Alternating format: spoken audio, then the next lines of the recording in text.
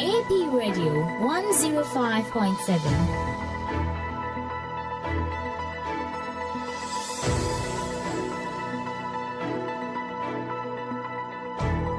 Action Power TV, the way of salvation.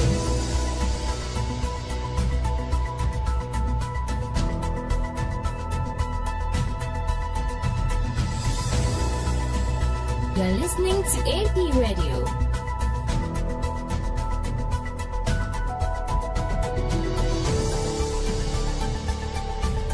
Action Power TV, the way of salvation.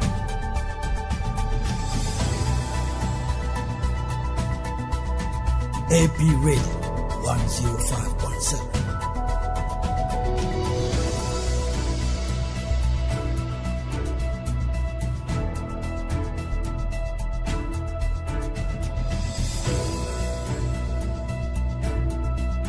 You're listening to AP Radio.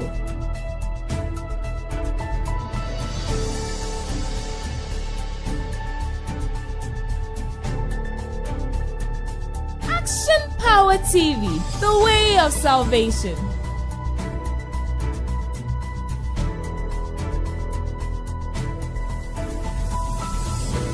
AP Radio 105.7.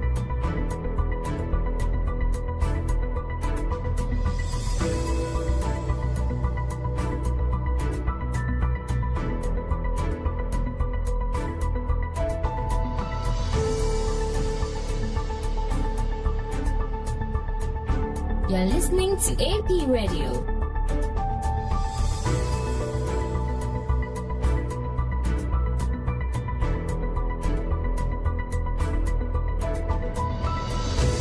Action Power TV, the way of salvation.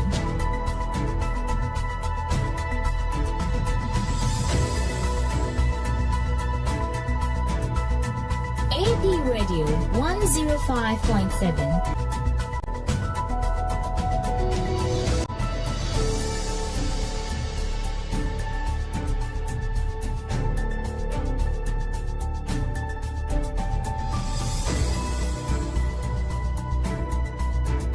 AP Radio 105.7.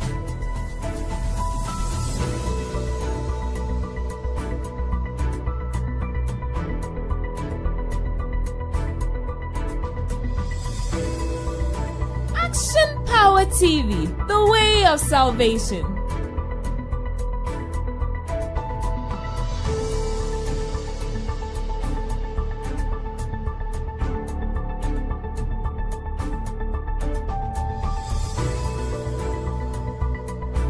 You're listening to AP Radio.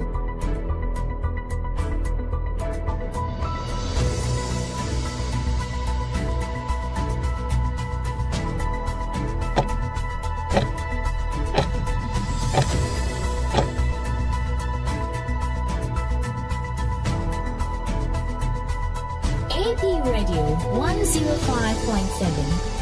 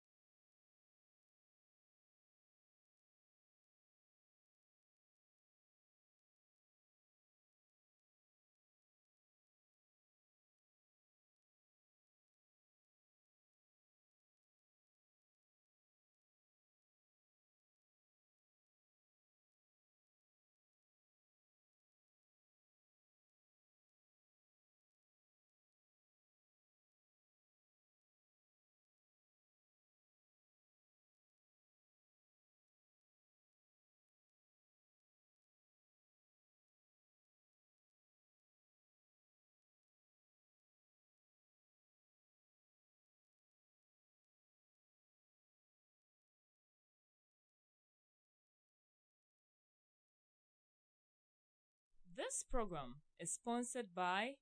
Kino Computers and Ella Rain Vesture.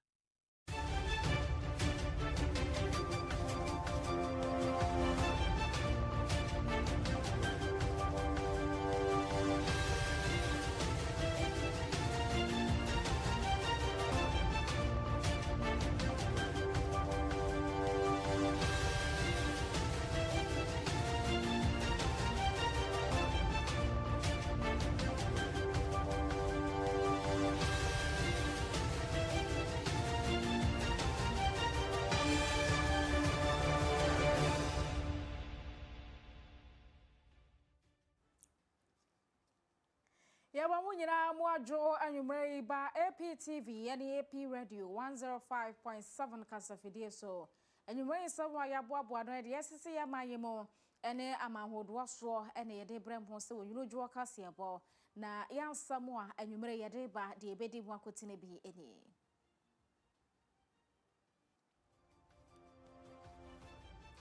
Yeko Buisa North Mensino Emwa Wamone National Health Insurance na Kabomu yen chira sese de apomuden se achiba no yemudi bibia ba fon so womonya apokra ai betumi aboa mo modwumadie no akọwa no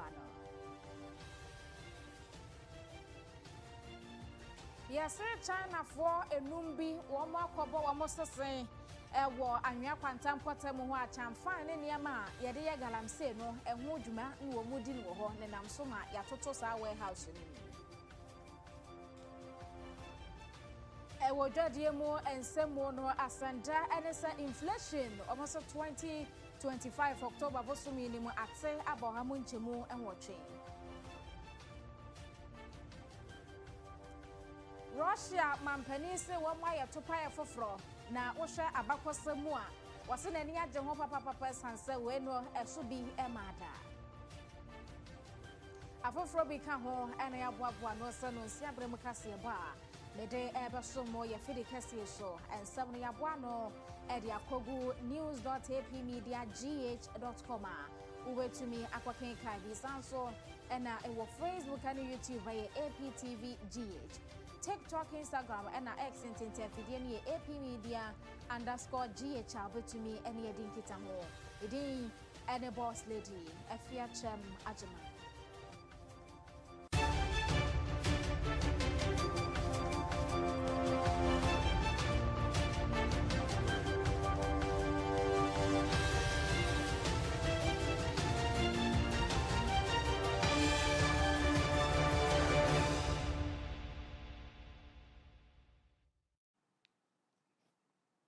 So for Pania Wada Action Power Faith Ministries ya no ya Dr. Kukudazi Ephraim. Nenchechera nkwaje kwan ba yakwan mo kwasiada no pebia no so ewo yen kasa fidie eso. Emu no and what ability to see na chese kwan be fa so ayani ebetumi ehu ade. Enchechera yimo no na Dr. Ephraim ma ehu se kane no ne ye niam eyamfomso ene ye. Wase ya nanano mu atetesem aye kasa wedi atetesem na amamre ne yentontwene ne sa anwoma no waso ntimi mfa wo hunhyem wa abra wo sase wo betumi adi nyankopon achi wase ne mienu eye brabode na kyerese ye wadamo ne niema wase ye adamo ne na tete no oba ye nanano ho a wono mu be ye sa ginasiye ne de sa adwen ne hye wo mutirim enti se wodi atetesem no achi a na kyerese wo da so edi adamo ne achi a wontumi emfa wo honforefore no na wansan so nkotsan so dem from wo se Kristo ni enti se wo nipa wo pede a no wayi mu baako eye se obekwa kodi nyankopon achi no no nko a na obedi na achi atwa atetesem no agya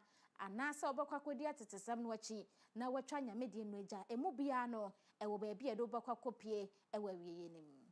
enu nti se wo pese wo ni nyame kina ensese ukura ensemu a adamoni aka to ho no emu ewo se wo je achiridie na wodi nyame enhihye yeso anya saa untimi nso nyame ani se woje atetesem ene nananom awuo sumdi na se wokọ asore a ene ma bafra wonti asese adamoni nsemo ka kire nipa o pese odi so no wo ho ene nyame nso so embra nsemo nso so ewo ho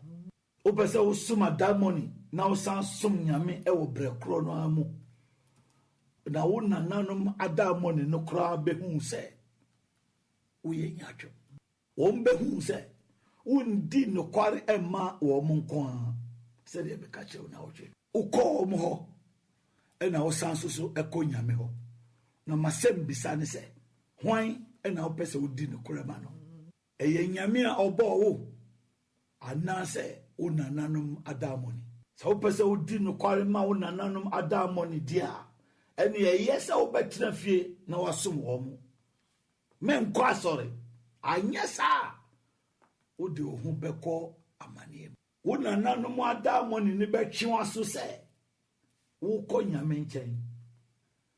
na wo be hye nyame abufuo nso se wo sum adamoni na wo ba ne nchen wo nananom adamoni ne mpese wo be ko nyame nchen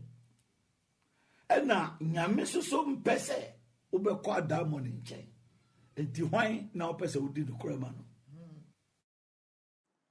So for Pania Wada Action Power Faith Ministries ya no Dr. Kukudazi Ephraim ne nchachira enkwaje kwan mu nsem bi eno no eyekwasiada no pa no nso bia eno wode ebrege nsim so biom eyewukwada ani fiada nwumre no nso nti wantumi antie kwasiada no a ukwiada anase fiada no agebe nwumre wapon adwuma aba no watumi atie nkwaje sami bia ebetumi abo wabrabo imo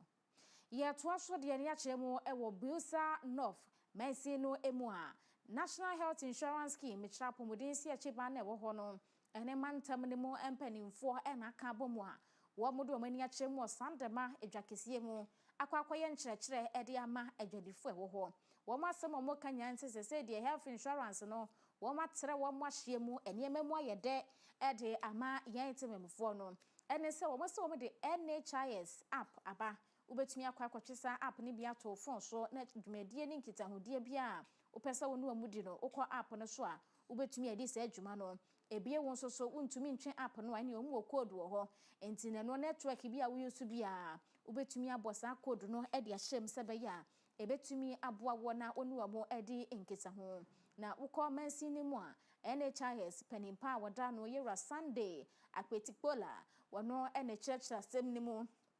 say campaign no a elkosfo no ayefo ede amamopa yede to amo baby bia mu wo bia ne senti ene ho akwakohia se mokoye National Health Insurance ne bi anasa wuti fie obo star 929 hash na watumi akoso amankita nwedie bia pesa wone apomudensi achi baafo no edie no watumi edi. It's just that today's one is a broader one. That is where we have other sister schemes and the regional team joining us in this event within the Bunisa municipality. But from today onwards, up to the end of the year, we as a district office are supposed to now continue with the event. We'll be going to Fumbisi to do that, and other major markets like Chuchulga, Wiaga, and Sinisi, and then Kadama. We're visiting these places to undertake this very event. In fact, I must also add that when it comes to national insurance, the renewal process is every day. And so we must continue with other activities to ensure that people, especially who are within the rural sector, that do not understand the easy way of getting the ID card renewed, to understand this. And so this event is going to continue until the end of the year. When this all is done, or if all this is done, the expected result is that many, except those who are required to come to the office, that will come to the office.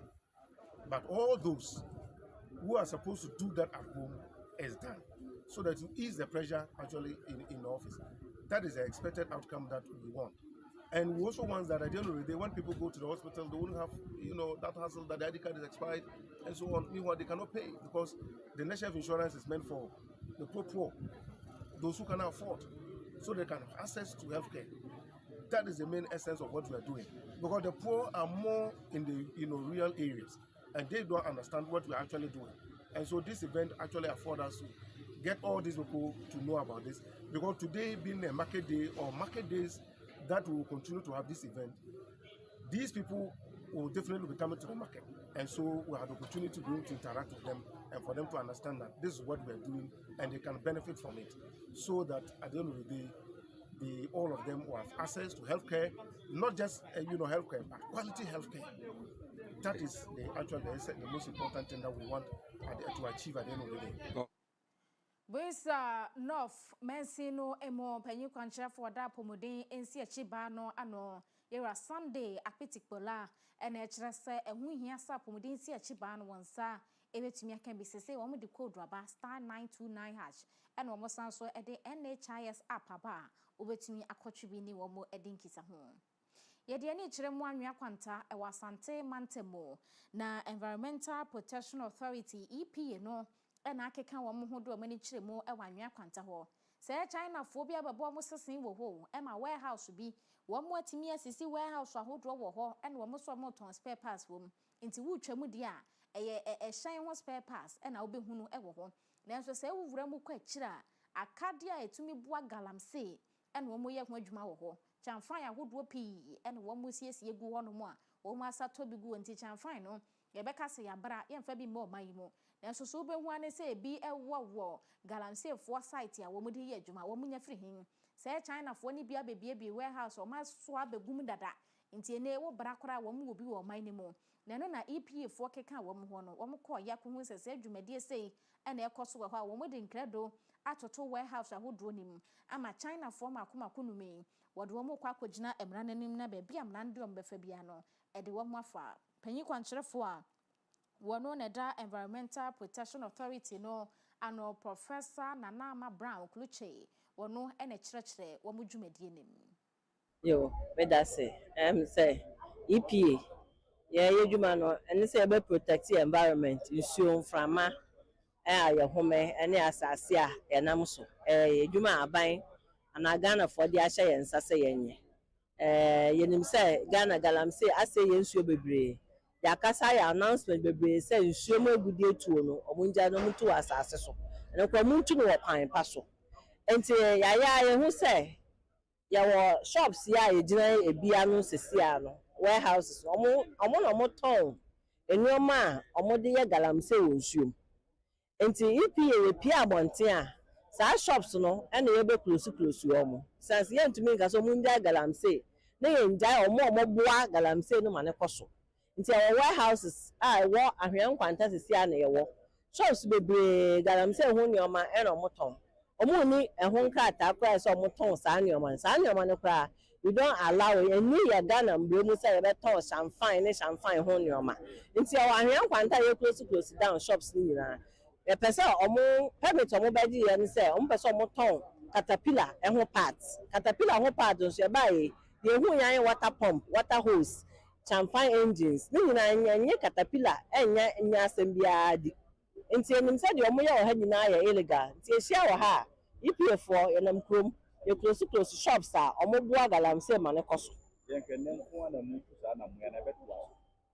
yo medas and na ya start nti e beto aso EPA wo office wo region bia wo Ghana ha in fact ya bie office wo district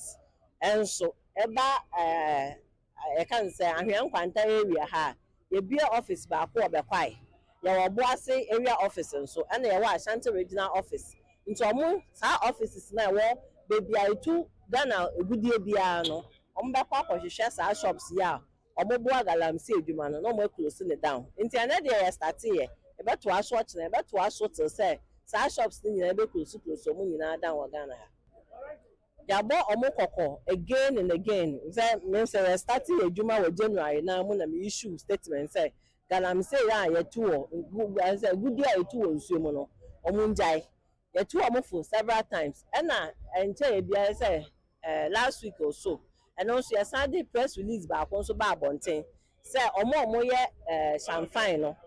ya bane omo njai nti ama omo 1 week notice kura mpo bone na omo di nti nka hu hia po say ba ma omo notice omo njai bone ni di because bone de say wa che comfort na say me ma no da pen ba ko say on wi amekaka nka wan asamache no nti we de ya ma omo 1 month notice say de omo ya na ye emfa ne say bi mu ni say omo ton champagne a bone nti ama omo 1 week notice omo go so ton champagne omo go so you see the say ye nsuo ene ye ho part nti aba ya shops na ye close omo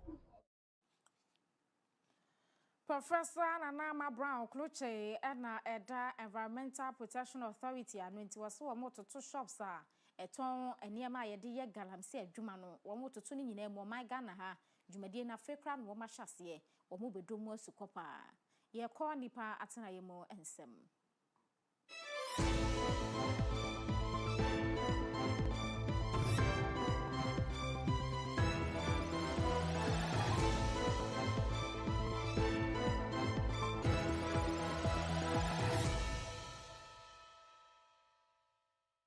This segment is brought to you by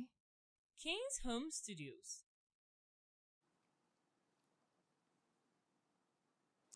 Ye ko ekumfi abato empeso ano so emrahye bedwani ononyamfo Dr. Eko Kweno ede aso akobo form ewo JEA Mills Senior High School se womunsi boarding facility fama wo baabi adesuafo ebenyade wo mutirato Dr. Eko Kweno se ehumasuya ho nsam hia ne pa ne senti ene koba ne se get fund wo mu benya sika bi afiri ho ebetumi aboa mo masi boarding house ibi ewo JEA Mills Senior High School mono na niji ho pa waje ne fel so ene se yenkomra dan waduru wa enu ada wo mode aso akwakobo fom ewo suku ni mu wo mo be hyase esisa dan ya madisuafo no wo mo be kire so wo ho a obia benya baabi di ne tiato na aboa ma wo masuansam so atumi akonenem ewo kunfi abato mpeso ane so. We didn't just come here to cut the sword. This is a project that has funding from Get Fund. You can see clearly the officials from Get Fund coming here and letting us know the span with which this project has to be executed. For us, our job is to make sure that we continue to chase them and make sure that whatever funding has been allocated will be used for the right purpose, so that the benefit of this public funds will be felt not only in the Kumfi but in the whole of Ghana. Because here we accommodate children for the whole of Ghana to come and study. And therefore, if it happens and it is done well, I believe it will benefit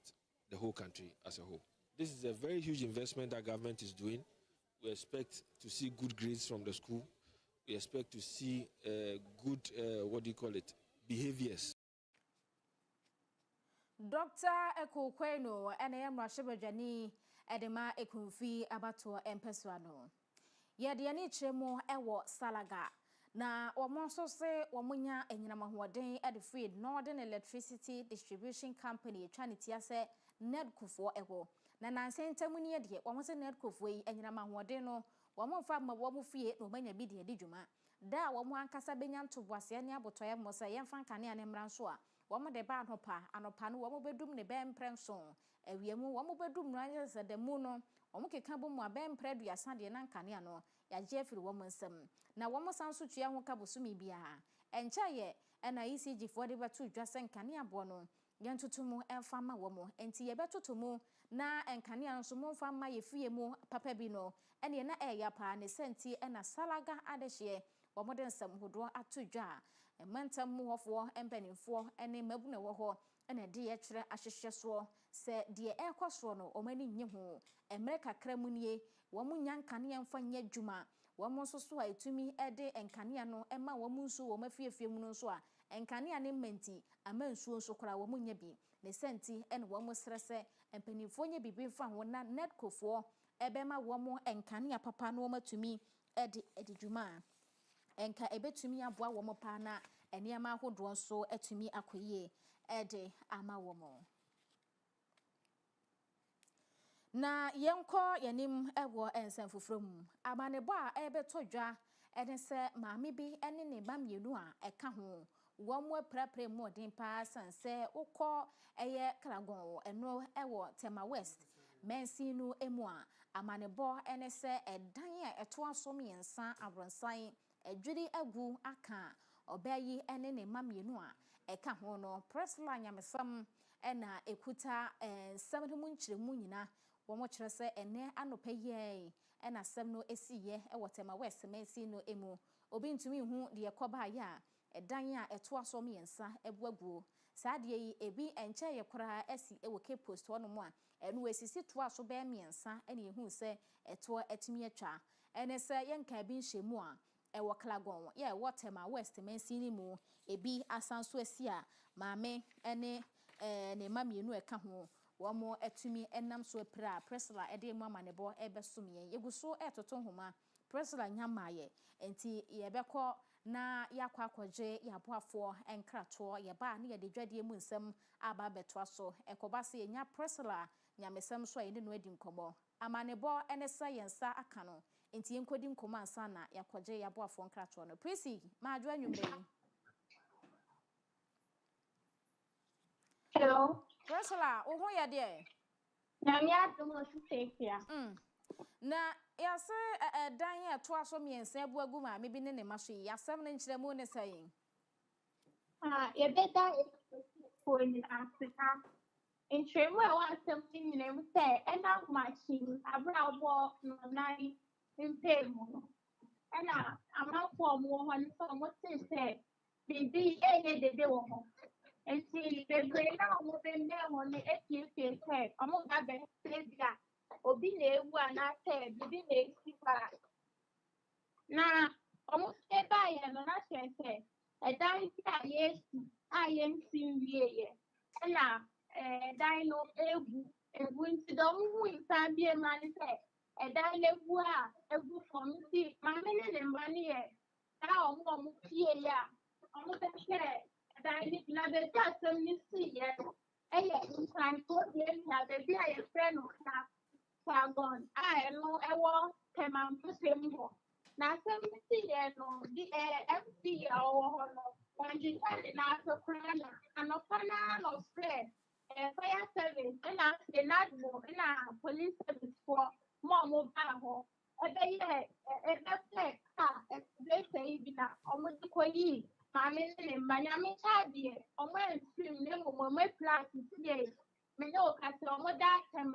Maritime hospital sisi amino castle. Na ye bisa MC no amachino tumi ko pie mu no say obi fa man ko na she say dai no musti no cement ana fe no ma ye disi dai mu ye de no ebi ni mpaka sa na e ko so mantem ho de dai te bu pa wo ha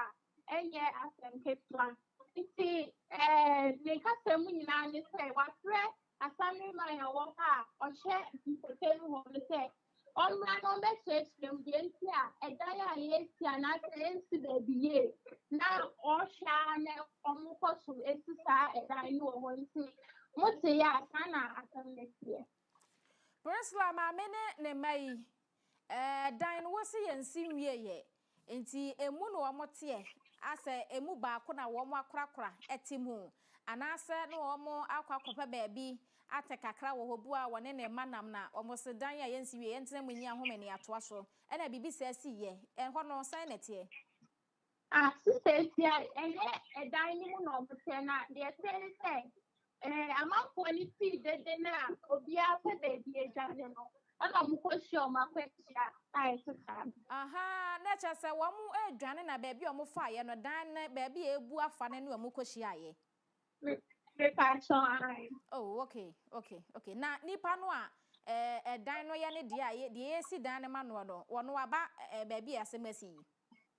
ye bisa MC or not say what one craft asami man see asami man neighbor dia or the neighbor yo Priscilla kwaso afo ani edi asem ya chi na ma me ne mmayi a wo mo aprai wo mo so dabre mu na odi abesom yen medal for you now Yama ne boni Priscilla nyamesam ana to yen krai free kran pumpuni mantamu a wo kire search as a dan no bu agu no ba bia wo mo ko fa ye no na se dan no dwiri ko sa afa ho a ekogu wo mo esuai te se edua bi pese edenjie na wo nim ba bia edua no ebu afa na ba bia bekwa kofa no se ho ne nam na ne wakwa kwahia arekosempa na to mami ene ne ma ebekoso de ani edi sasem yachi ye twa ye ho age aboafo nkrato.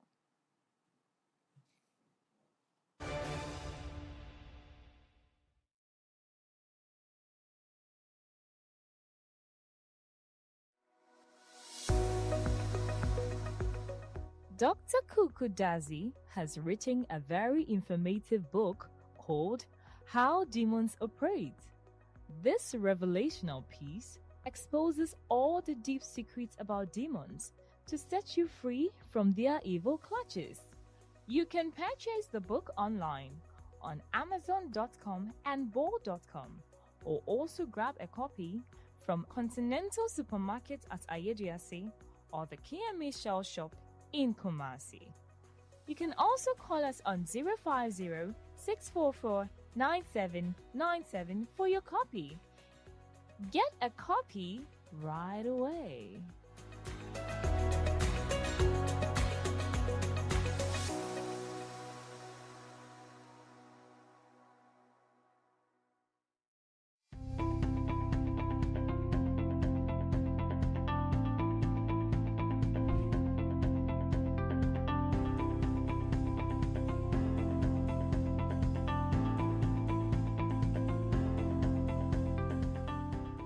Hello there, I welcome you to Kino Computers, your one-stop shop with the perfect tech solution. At Kino Computers, we give you the best deals on quality laptops, phones,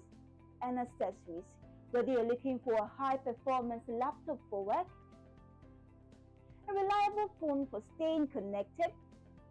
or the latest accessories like M.2, SSD, wireless mounts, ergonomic keyboard, and USB adapters to boost your productivity, we've got you covered. We also provide expert repair services as well as nationwide delivery on all our products. Visit us at Adum on the ground floor of the Abanaba Plaza near the Relish Health Shop for unbeatable prices and exceptional service. For more information, call us on 0248 137672. 0248 137672. Kino Computers, beyond your expectations.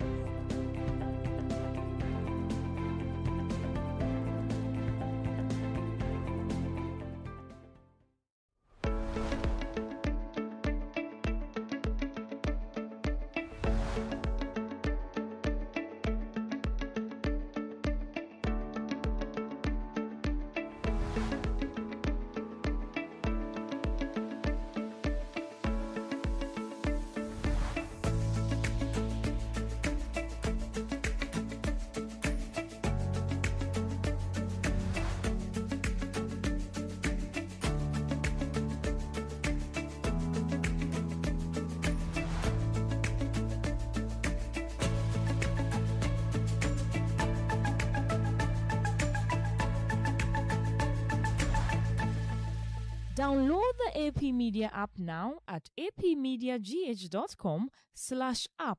It is currently available for Android devices. Coming soon to Play Store and App Store. For desktops, UPS, toners, and printers galore, Pogbell Enterprise has got it all. From CCTV cameras to office chairs that keep you in style at affordable prices that will make you smile. For schools, businesses, and individuals alike, we have what you will surely like. Contact us on 0245 099 786, 0245 099 786. Pogbell Enterprise. Shop with ease.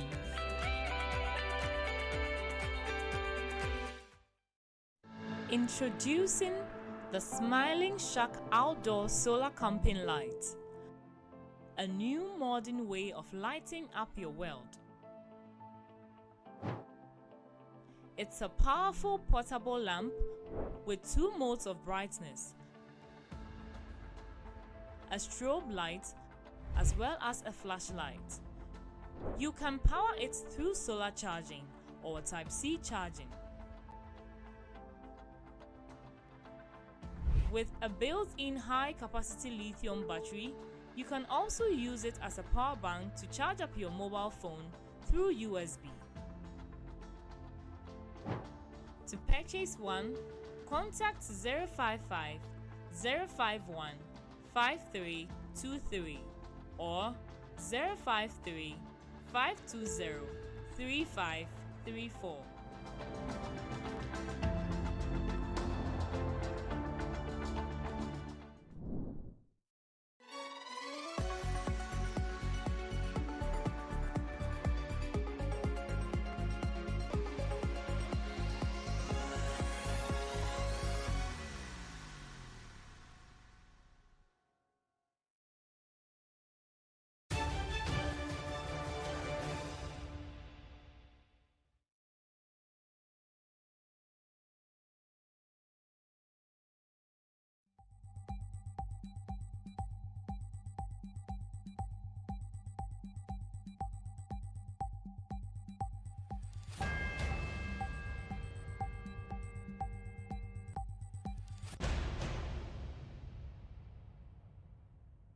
This segment is brought to you by Tizo Aluwex. Abaino enkontabu for Dr. Idrisu Al-Hassan ebu nkontabi achira Ghana for ese October 2025 no inflation ebekasa niama bo eso atepa no wase wamu susu a abeda be wo hamu nchemu enwotwen 8%. Na manebo ene anyidi gisemu a ewom ene se omosi free June 2021 mu eba no inflation rate enkwato a single digit da aba na 10 na ekonanim nyano no wakire se yatumi abedru ohamu nchemu nwotwen 8.0% no nigisempa wo mo hwedi mu se sede wonkrata so eba ne se enuane ebo ekofom enema enye nuane bo so kofom no yebetumi ehu ne wo yedwa hodo emu wo mo kirekire hu se ni titire enema ye nuane bo no wose no ka ho bi na ya na inflation in general etimi ekosoro enema enye nuane bo de aya na efo se ne bo no betumi apafom ne nuane no ene koba ne se yese bibia ewo ni season ebere no eduru se nuane free system ni mu a ya na ama nuane bo akosoro ne sentina inflation tumi nyina na so ewo 2025 October bosumi ni mu de inflation ankasa de ye aduane food inflation de enye aduane non food inflation ni nyina etumi abafom edro ha mu nchemu enwotwe a yera Idrisu Al-Hassan kire se ebetumi aboa yempa. % year-on-year inflation rate is lower than the September 2025 inflation rate of 9.4% by 1.4 percentage points, and far below the inflation rate of 23.8% we saw at the end of last year. This marks the 10th straight month of decline in inflation and the lowest inflation rate in 4 years. When we look at prices from September to October 2025, that is month-on-month inflation, prices actually fell a little by 0.4%. So on the average, things cost slightly less in October than in September. This continued slowdown confirms that Ghana's prices are stabilizing after a long period of volatility. Let's break this down further. Inflation for food items like water, cereals and cereal products, fruits and nuts fell to 9.5% in October from 11% in September. This means that food prices went up 9.5% in October compared to last year. Food prices, however, fell by 1% between September and October this year, a sign that food costs are easing. Inflation for non-food items like clothes and rent declined to 6.9% in October from 8.2% in September. There was barely no change in non-food prices between September and October. Inflation for goods like rice, soap, or fuel slowed sharply to 9.3% in October from 11.2% in September. Month to month, good prices dropped by 0.7%. Dr. Idrisu Al-Hassan, a government statistician, and watchers said the inflation no boako form ama yen a ebetumi aboyen e wo momu di dwa wo mo nso kwoto ade nyina ya setenemu etumi akonenim. Na asamda ba konso e wo dwade mu nsam ene se omanga na akuafo bi a wo mo domo no ye de wo mo kwa Vietnam eman ne mu no wo makwa akwahwese de emudua udua wie na wote a wobesi yehwan no ho wobeye ne kama ama no aye de mankrofo so eto aguso atobie edom kuma anase edom dodo ba no dani e wo mrahye bodwafio no nyamfo mahama yarga ene kire mu ensrahwe a wo mo kwa Vietnam akwa kwasra no no wase wo mo hwa Vietnam man no a ewiase nyina wo mo ka man yawodo a wo mo akọ wo mo anim e wo mo sane yebesi adua no wo mbe ne kama package ni yie no mo de akwa amanhodo so sanse Vietnam man no wo mo de mo ekwa amanhodo so pa enya so mfaso e de ye wo mo man ni yie Ghana ha yenso ye pese ye mo etumi gina ne senti e na ukọ man ye tifido famu a emrahye bedwafo na ewo ho no wo mo na aka wo mo ho abomu ekuo ya wo mo de Ghana akuafo bi edomo wo mo so mo de wo mo kọ Vietnam man ni mu na wo mo akwa kwhwe sane ye hodo wo mo siye wo mo mo ne fa enya sa nimdie no a yenso ye de beba ye man ye mu aba behwe se emo ho nsam ebetumi agina yie. Caucus has invited the 6 municipal and district chief executives, and we're sending them this weekend to Kenya, which also has a huge rice production industry at a very large scale. And they're going to Kenya this weekend, the DCEs, and some chiefs from those locations to study commercial production of rice. And we also, as a caucus, invited some of the importers of rice to try and understand what we can do in the north to have them take the rice from us instead of importing the rice. And the importers suggested that they would like to take us to Vietnam, where they take their rice from, so that we see what Vietnam is doing, which makes them go there to pick the rice, and if we could replicate such practices here. So the importers are funding us to take, one major chief in each of the regions. So in all, about 5 very senior chiefs to Vietnam to see how they have organized themselves to produce rice and see how we can structure it, and then we can do the off-taking. They can do the off-taking from us and guarantee a market so that we can also work our way to encourage investments in those rice valleys. In fact, in the 70s, those valleys were developed and they enabled Ghana to almost be self-sufficient in rice production under one military ruler then called Agyemang. And when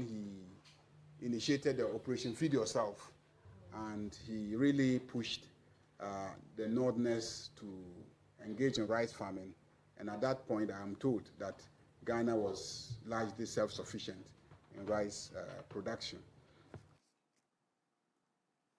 Ononyamfo mahama ayarega na eyedom dodo ba no dani wamrahye bedwafie ho and wase yede Ghana akuafo bi edom ekọ Vietnam man ni mu no makosua sede ho wo moye omomo ma ne yede na ya kono ma wiase nyina tudi akire na Ghana yenso yede ewiase atu ade akire bi ye kọ amanwodo so ensem.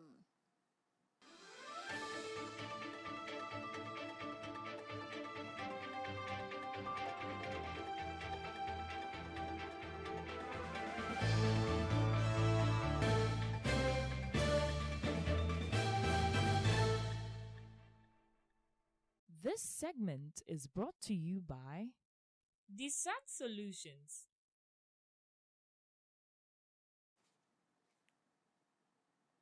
Yanko Russia mainemo. Na wamama mpani Vladimir Putin wabo enkrofuko bi abaso. Waso wamatumi aye topaye. Ya sa topaye no e wabakosemu. Ebi mada ehun so behia pa anya semkuma. Mampani asem a wokane se e 21st century wo muimo no. Wase topaye bi etese de enkrofuko na ye no. Enu ne yehia na sa miza na eto a enya sem keto akora anu odene etumi ye adwuma so ekọ akire. Russia mampani si eno ane ne gye ho ya wode nsam hodo eto dwa no wase 21st century mu die ehia nie na wobi nim se 21st century mu no afebe mu ene ye kwa kontokwa do se ya afebe mu obi nim a nti enneye ni bia bai ba bia ye due Russia mampani esenkrofo bia ye topa ya na ni agye ho nam so emo abodwa data na wobo nkrofo kroi abaso. Developers of the strategic cruise missile with unlimited range and a nuclear engine called Buvesnik, as well as a Poseidon unmanned underwater vehicle, are deservedly awarded state honors. The achievements you have attained are of historical significance for our people in ensuring security and strategic parity for decades ahead, without exaggeration, throughout the 21st century. As is known, Buvesnik has surpassed all known missile systems worldwide in terms of flight range. It boasts high target accuracy, reliably hitting its targets at precisely calculated times. I believe this has also been demonstrated to foreign experts, as a NATO reconnaissance ship was constantly present in the vicinity during Buvesnik's tests on October 21st. We did not interfere with its activities. Let them observe. I particularly highlight the unique regime of powerful ultra-small nuclear reactors of the missile. Its operational start is measured in seconds, whereas conventional reactors require hours or even days. New generations of weaponry are already being created based on such power systems. Moreover, the development of the next generation of cruise missiles with nuclear engines has commenced. Their speed will exceed the speed of sound by more than threefold, eventually reaching hypersonic speeds. Russia mampani Vladimir Putin wano ani yete ninkan no wose enkrofo bia ye topaye nani agye ho wose 21st century mu wose di ehia ni wo sa akode we bi na ehye wo kona ba ko a ewiase nyina wo bia ebesuro du obuo ama Russia mampani se ono du hu ne se dibuo eba na ede anidie efra manhodo so ebrewa ene de wo ye ya wo bon krofo kuroi abaso yi yegyina so na yede anwumeno nsia kase nyina esi na yaboaboa no de akogu news.apmediagh.com uko Facebook and YouTube yedin ye APTVGH follow ye na subscribe ye channel no sanso na TikTok, Instagram na X enten fidie no ye APmedia_GH ehon so betumi ene yedi nkita ho ma bibia so atumi akonenim na enewukuo ene senti no nso na Dr. Kukudazi Efrem ne ncheche sibi so biomu no enkwaje kwan ebeba wakwan mu ewo radio 105.7 so enkra metie ene se no nwotwen commentary ebeba so Mose Barcelona ne hwanya Club Brugge no nwotwen madaro mama mo pe ball no na mo atumi akwakotie bi commentary no ebekoso kepoku ene na bedwafo betena so na clubs ambobodi kirem ne de anu odene midin ene boss lady Afia Kyem Agyemang makramo